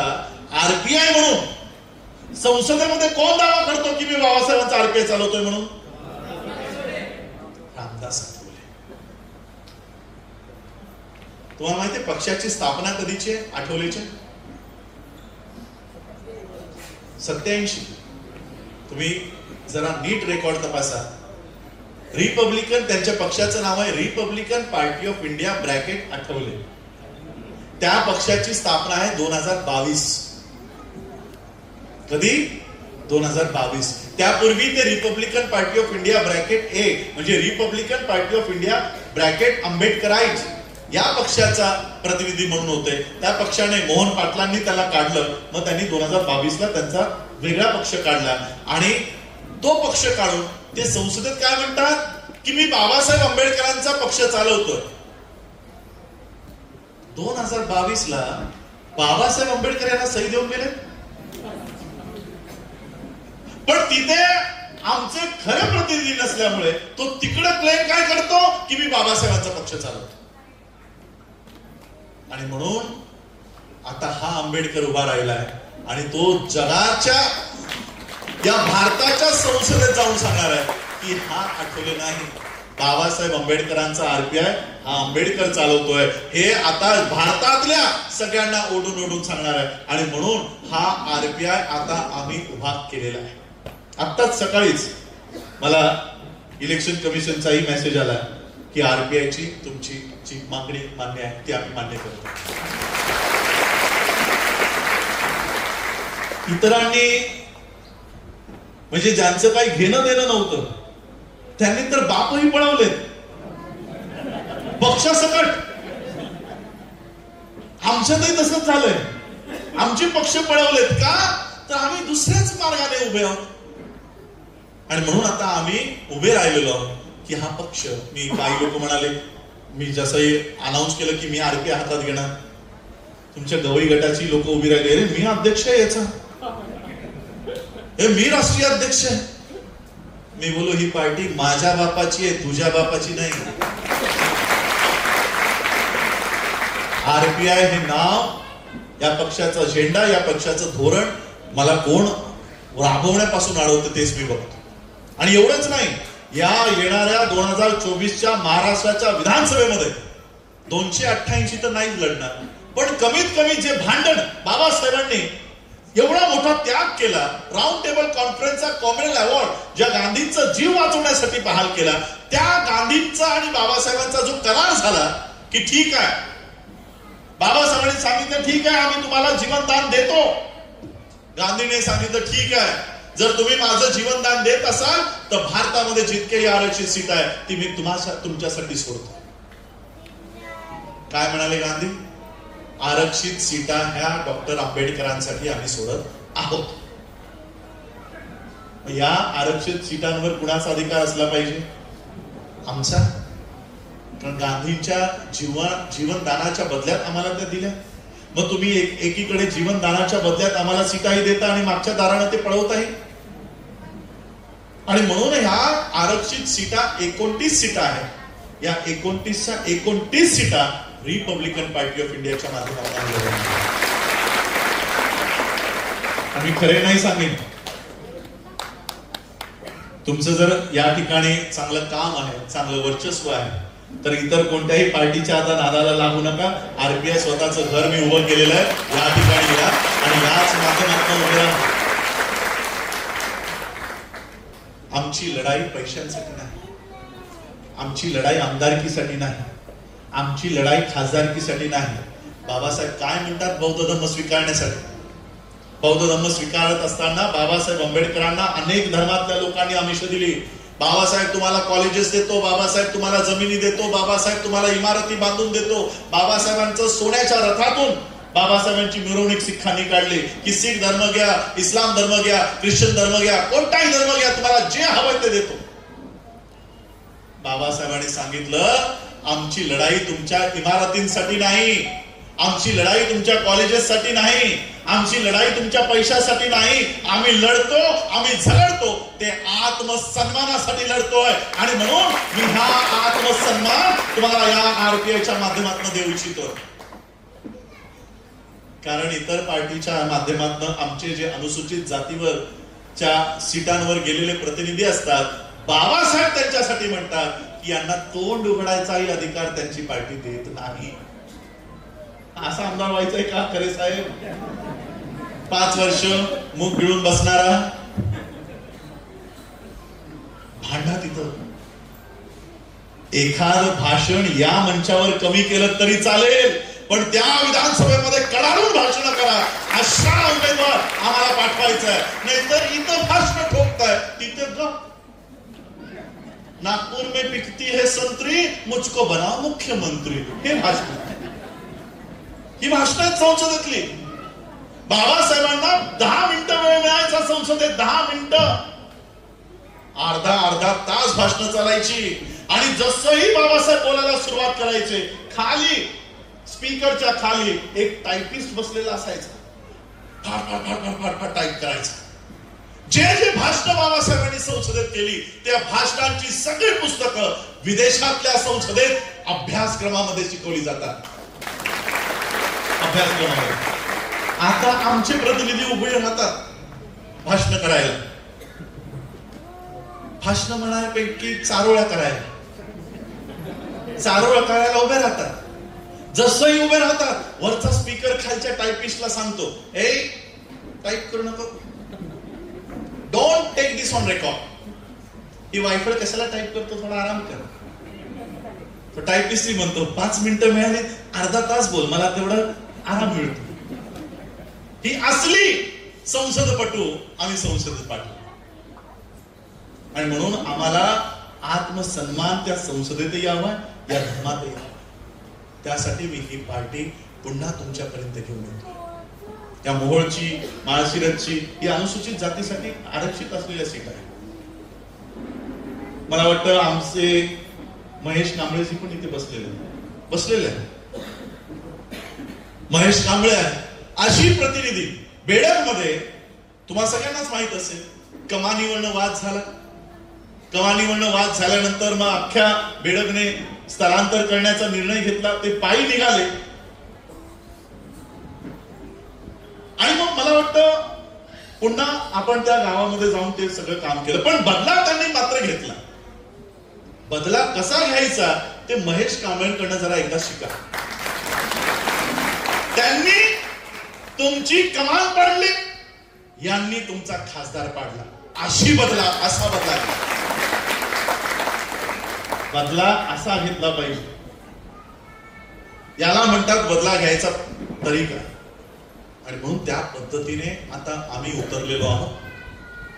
त्या पद्धतीने महाराष्ट्राचा अनुसूचित जातीचा आरक्षित असलेल्या सीटांचा दौरा करतोय.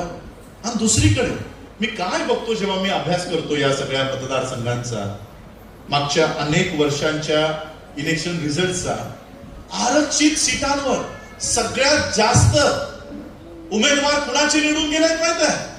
भाजपचे.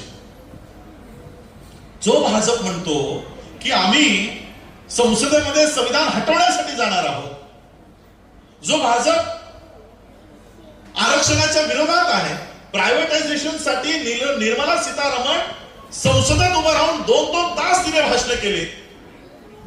आणि संसदेत उभं राहून तिने ठणकावून सांगितलंय 2 वर्षात सगळा सेक्टर, पब्लिक सेक्टर आम्ही विकून टाकणार आहोत. एअर इंडिया विकली, तुमच्या डोळ्यासमोर विकली.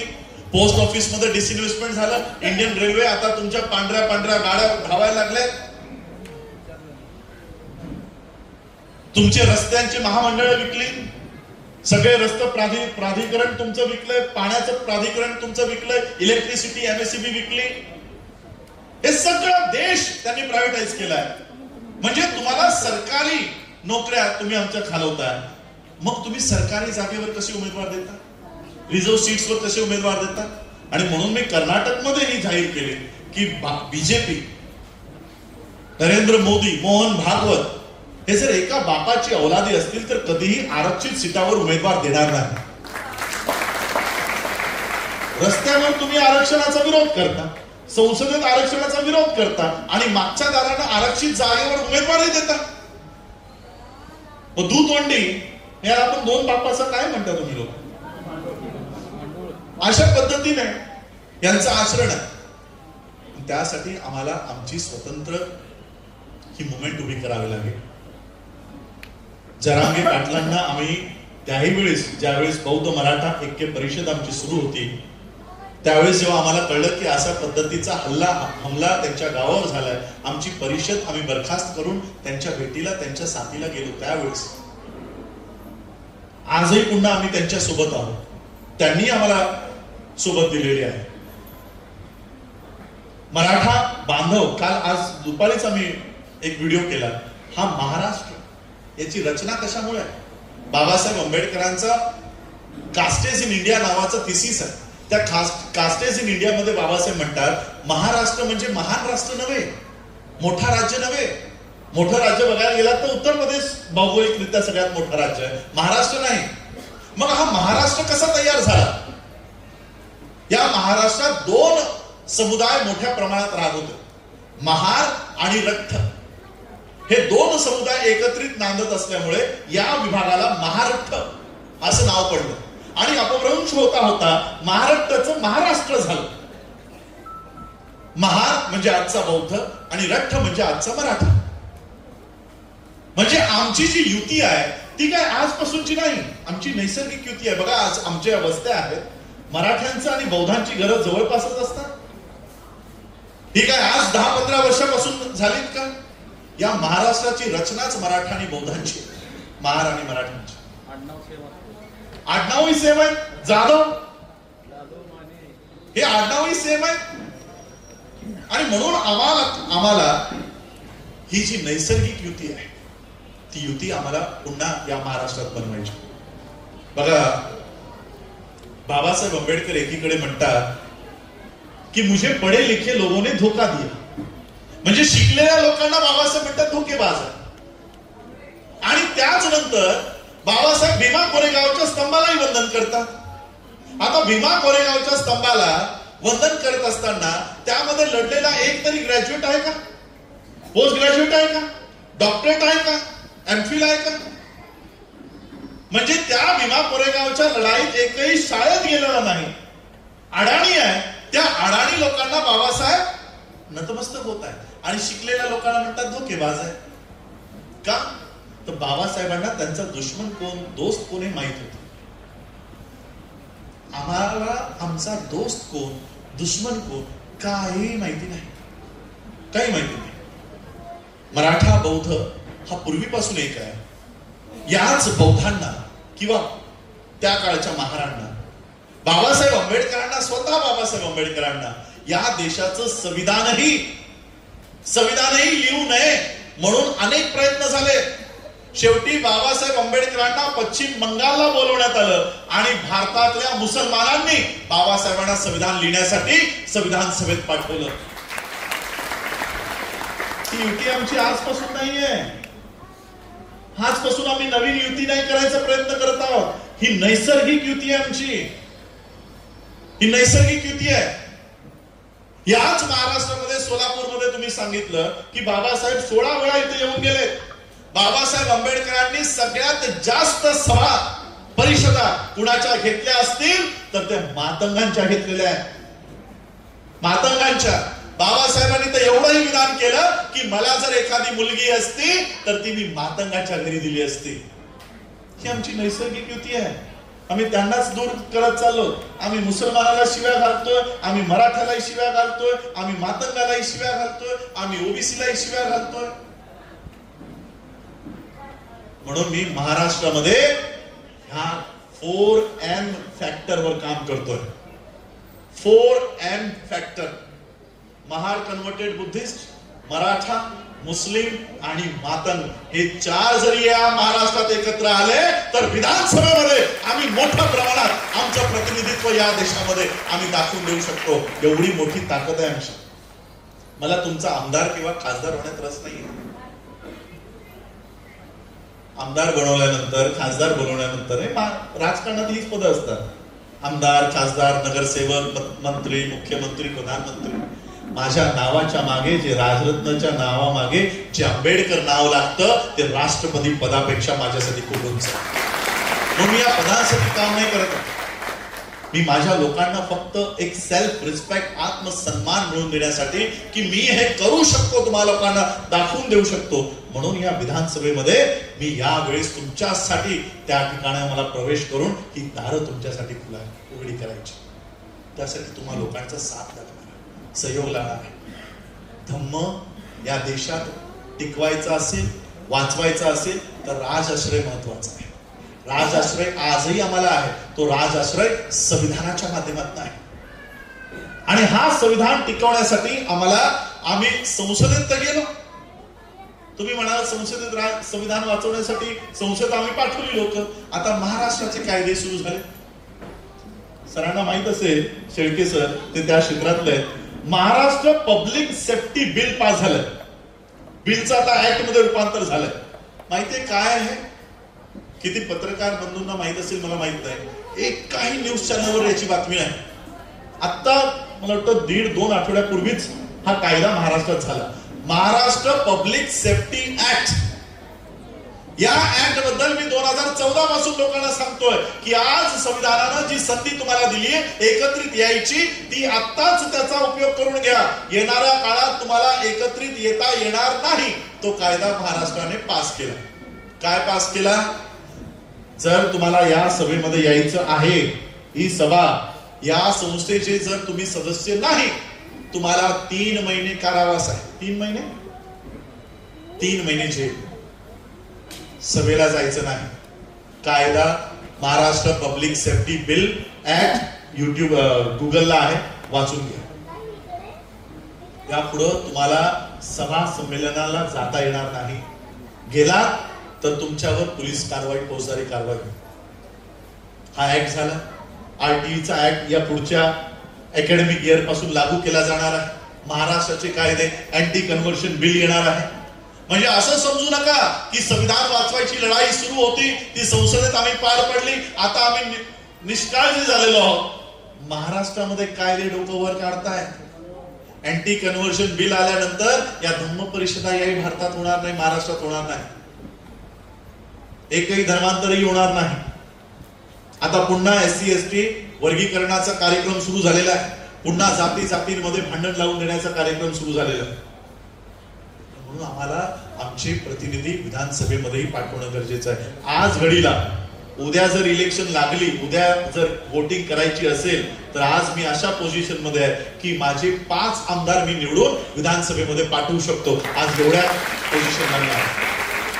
5 मिनिमम 5. अजून तरी 3 महिने 2 महिने आहेत. या 5चा आकडा आम्ही 12 वर घेऊन जाणार आहोत. साथ तुमच्या लोकांची. तुम्हा लोकांना साथ द्यायचा, सहयोग द्यायचा. आमच्या पाठीशी कोणी फडणवीस नाही आहे. आमच्या पाठीशी कोणी शिंदे नाही आहे. 1-1 रुपया देऊन तुम्हाला, जसं आज मला अभिमान वाटला, एका गॅरेजने, एका मॅकॅनिकने त्याच्या इथे डबा ठेवून ते पैसे या मुवमेंटला दिले. पैसा स्वतःचा असेल तर तुमच्यासाठी बोलणारा उमेदवार आतमध्ये मिळेल. पैसा फडणवीसचा असेल तर फडणवीसच्या डोळ्यावरच तो गप्प बसेल. असे उमेदवार निवडून पाठवू नका. आत्मसन्मानाची लढाई आहे आणि या लढाईमध्ये आपण सगळ्यांनी उतरलं पाहिजे. एवढंच मी तुम्हाला आजच्या या धम्म परिषदेतून सांगेन. बँकेचंही काम आमचं मोठ्या प्रमाणात सुरू आहे. स्वतःची बौद्धांची स्वतंत्र अर्थव्यवस्था आम्ही या महाराष्ट्रामध्ये देशामध्ये उभं करत आहोत आणि त्याला साथ जर या राजाश्रयाची मिळाली, आमचे आमदार आणि आमदार आज जर या विधान भवनातून आम्हाला सपोर्ट करायला लागले तर आमचं काम अजून गतीने पुढे जाईल. एवढंच मी आजच्या या धम्म परिषदेच्या माध्यमातून तुम्हाला सगळ्यांना सांगू इच्छितो. कारण बहुतेक लोकांना असं अपेक्षा होती की आम्ही का या मुवमेंटमध्ये उतरत आहोत, रिपब्लिकन पार्टी का काढत आहोत, आज त्याची का गरज आहे.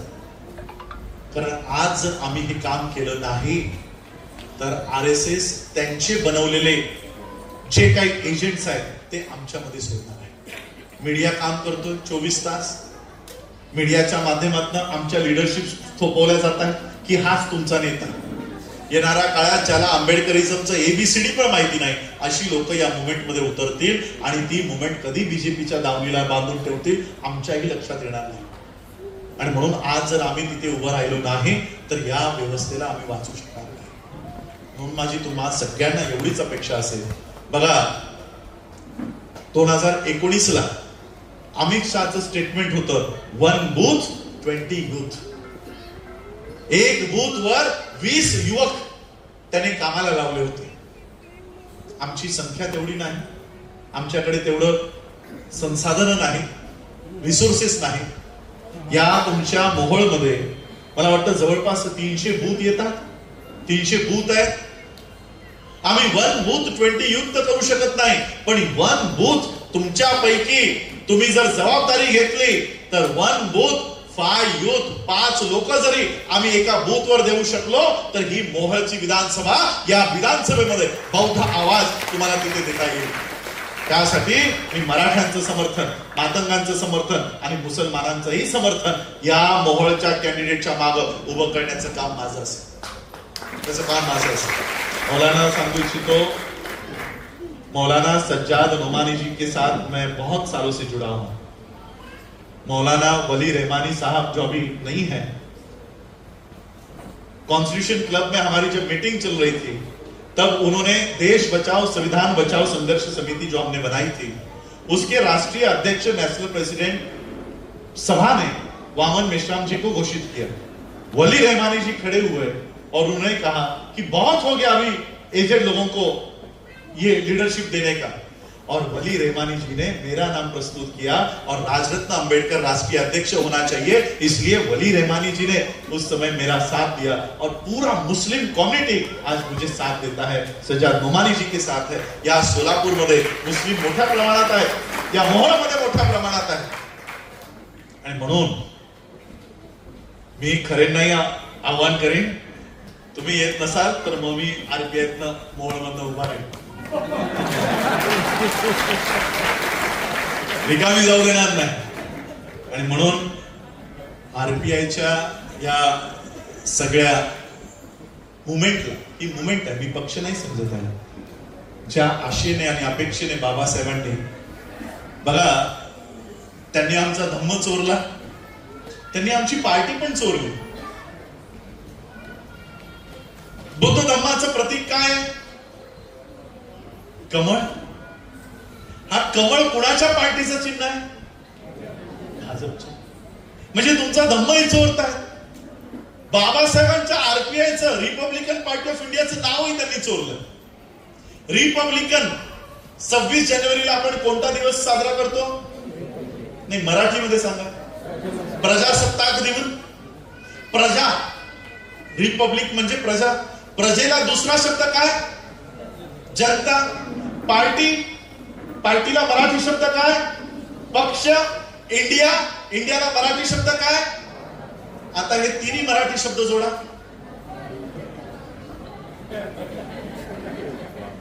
RSSच्या लोकांना महिला बसल्यात म्हणून मला बोलता येत नाहीये, त्यांना जर उघडं करून मार्केटला सोडलं ना तर स्वतःच्या कमाईतून ते चड्डी पण विकत घेऊ शकत नाही, एवढी त्यांना अक्कल नाही. पार्टीचं नाव बाबासाहेबांकडनं, पार्टीचं चिन्ह बुद्धाकडनं, पार्टीचा मॅनिफेस्टो समता सैनिक दलाचा आहे की नाही? म्हणजे जे सगळं बाबासाहेबांनी 1925 ला तयार केलं होतं ते सगळं RSSने चोरलं. का? तर बाबासाहेबांनी बनवलेलं जे काही आहे त्याचं रक्षण करायला आम्ही उभे नाही. बुद्ध तुम्हाला भरभरून देतोय, घेऊन जा. का नीतू अंबानी जाऊन सांगते की I came from the land of Buddha? Ram मंदिराचं उद्घाटनाला बसली आहे आणि भारताच्या बाहेर सांगते की मी बुद्धाच्या भूमीतून आली आहे. का सांगते ती? बुद्ध भरभरून देतोय, घेऊन जा. डॉलर्स मध्ये घेऊन जा, पाऊंड्स मध्ये घेऊन जा. देशामध्ये तुम्हाला युनिव्हर्सिटी बनवायची, युनिव्हर्सिटी घेऊन जा, रस्ते बनवायचे, बुलेट ट्रेन हवी, सगळं घेऊन जा. ते लाईन लावून लावून बुद्धाच्या समोर वाढीत घेऊन बसले. आम्ही मर्याईच्या समोर, खंडोबाच्या समोर.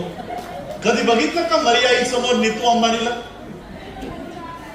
कधी बघितलं का अडाणीला खंडोबाची वारी करताना? त्याला माहितीये पैसा कुठे आहे. तो तिथे बरोबर जातो की I came from the land of Buddha. आणि आम्ही या सगळ्या वाऱ्या करत बसलो. मरियाई, खंडोबा. तुमच्या इकडे काय चालतं मला माहिती. जो नाही हे काय नवीनच ऐकलंय.